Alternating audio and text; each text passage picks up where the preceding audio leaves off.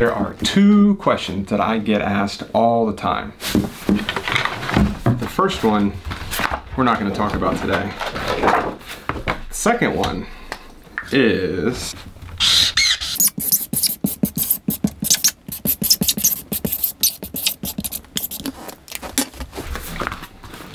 what's in your bag? So instead of just answering this question one at a time as they come in, I figured, you know what? This would be a good opportunity to make a video. Let me just show you exactly what's in this bag.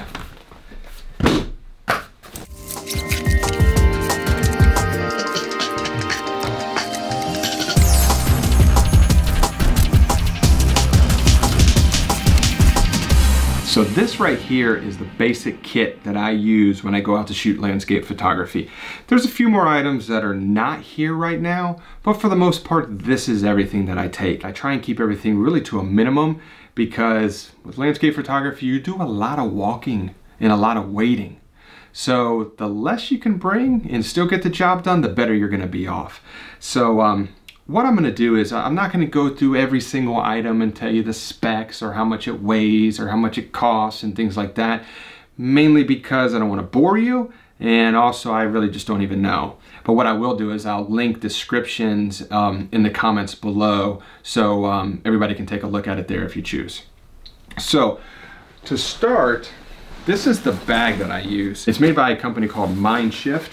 And as you can see, it's your standard camera bag with inserts inside. And what I love about it is it's not an overkill. It's not too much. I've had bags that are way bigger than what I need. And what I found is that I end up bringing stuff that I don't even need just because I could bring it. So this bag really kind of helps me with that problem. So works out perfect. It's pretty durable. I haven't had it a whole long time, but so far it works well. Next is tripods. So this is a super critical component for landscape photography, in my opinion. This is a tripod by a company called Really Right Stuff out of California, and it's paired with also a Really Right Stuff ball head. This company makes the best photography equipment, and it lasts forever. Downside, it costs a small fortune, but it is worth it, and you probably aren't going to have to replace it. So that's a good thing, longevity. But it works really, really well. It's super sturdy. It's probably about a foot taller than I would ever even need, which is good. So no complaints with this tripod, and I don't anticipate any in the future either. Next is glass. So as far as lenses go, this is a Sony E-mount 70-200 f4, an 85mm Zeiss Batis lens. This is a prime lens, it's an f1.8. This is a Sony 55mm f1.8. And then my go-to camera body lens setup is my Sony A7R Mark II and Zeiss 25mm prime Batis lens. That combination for me it just creates pure magic. I'm a huge fan of Sony mirrorless cameras. I love the form factor and the images that they create. As far as a backup camera goes, this is my Sony A6000. This is actually great for sports photography too, not just a backup, because this thing I think shoots like 11 frames per second. And it's a crop sensor, so you really get extra distance too. So when you pair it with this lens, good combination. So that's really like the main things, camera bodies, lenses, things like that, things that I get excited about. As far as just like your normal gear, you know, this is just, what is this? Oh, just lens wipes. You can never have too many of those. More lens wipes. Batteries. You can never have too many of these. These Sony cameras, especially for video, chew through batteries. So can't have too many of those. Batteries, memory cards. So I think it kind of speaks for itself. You got to have memory to store the pictures. So got plenty of those. Next is of course chapstick, especially this time of year. North Carolina, it's January, it's a little cold, although today it's like 60 degrees, and a week ago it was snowing, so what gives? Also have a GoPro Hero 4 Silver, gotta have that. more cleaning solution. This is Zeiss lens cleaning solution. Then of course, Sony remote shutter. This is the, actually a rain cover that my Mindshift bag came with. And this is actually something that's really looked over. I don't know what it is. Maybe it's just my luck, but it seems like every time I go out and I'm super far away from my car, it starts raining. And half the time, I never have this with me. So I end up sprinting through the woods, thinking that I'm fast enough to dodge the raindrops so all this gear doesn't get ruined.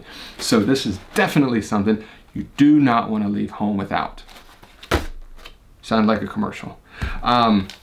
Just moleskin notebook. You never know when you need to jot something down. Lens pen to help keep your lenses clean. Headlamp for those starry night pictures so you're not completely in the dark. Once again, this is something else I constantly leave at home as well, and I end up using my iPhone light, which also works, but being able to have this on your head and not have to use one of your hands to hold a light is definitely the best scenario. This is a USB converter for micro SD cards that like the GoPro uses, so super handy. Harmonica, like I said earlier, gets a little, you gotta have a lot of patience to do landscape photography, so there's a lot of sitting around and waiting. Enough. This is a lacy backup drive I use to store all my images. Joby Gorillapod, super cool toy. You can literally strap this thing to anything. Trees, your arm, anything, fence posts. So this is super cool. It kind of takes the flexibility that tripods sometimes don't have, and this will usually solve it for you. This is a, what is the brand? Oh, Peak Design, one of my favorite camera companies out of San Francisco. They also make unbelievable gear. Definitely check them out if you're looking for anything. So this is just a one of their camera straps, which is fantastic. Actually, I have, I think, 2 more of these. This is your rocket blower. Once again, I'm starting to realize I have a lot of things that keep lenses clean, which is good. This is actually my Missi filter holder system. This actually connects to the end of the lens. And then you put, this is a question I get a lot too. This is actually a circular polarizer that you can screw onto the end of the lens. It's great for taking, say, the glare off of water, or just making colors more vibrant, making the sky more blue. So this is a super critical piece of equipment. And then I have these. These are the filters that I use. I believe this is the a Missi 10-stop filter. I also have, what is this one? This is a 3-stop soft graduated filter. I won't go through all of them. I got a few more, but these are some of my favorite tools and must-have in my opinion.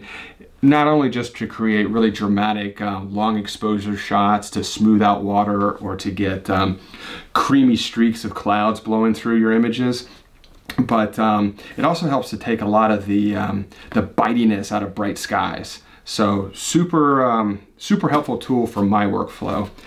And then of course, gloves, like I said, it's colder, not today, but in general, this time of year in North Carolina, it's chilly. And then of course, a GoPro Mount. I don't really use this that much, but I guess if you wanted to, I don't know, it's there.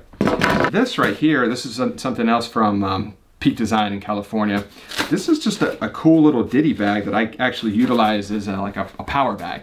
I keep everything related to power in this bag. So wires, chargers, little external battery bricks if my iPhone dies and I'm not near any electrical source.